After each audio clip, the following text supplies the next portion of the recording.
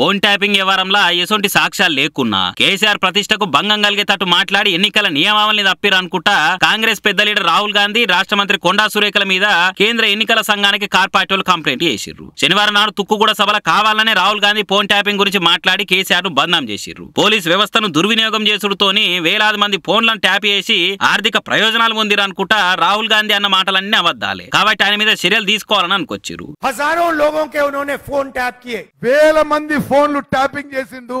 और यहाँ की जो इंटेलिजेंस की एजेंसीज थी, टैक्स की एजेंसीज थी, पुलिस थी, उनका उन्होंने गलत उपयोग किया. మాజీ ముఖ్యమంత్రి ఇంటెలిజెన్స్ వాళ్ళు పోలీస్ వాళ్ళని దుర్వినియోగం చేసి అందరి ఫోన్లు ఏ విధంగా ట్యాప్ చేశారో మీరందరూ మీడియాలో చూస్తున్నారు. हजारों लोगों का फोन टैप किया और सरकार बदलते ही सरकार का डेटा सरकार के कंप्यूटर नदी में फेंक दिए. వేల మంది ఫోన్లు ట్యాపింగ్ చేసి ప్రభుత్వం మారగానే ప్రభుత్వం దగ్గర ఉన్న గత ప్రభుత్వం డేటా మొత్తం కూడా ధ్వంసం చేశారు.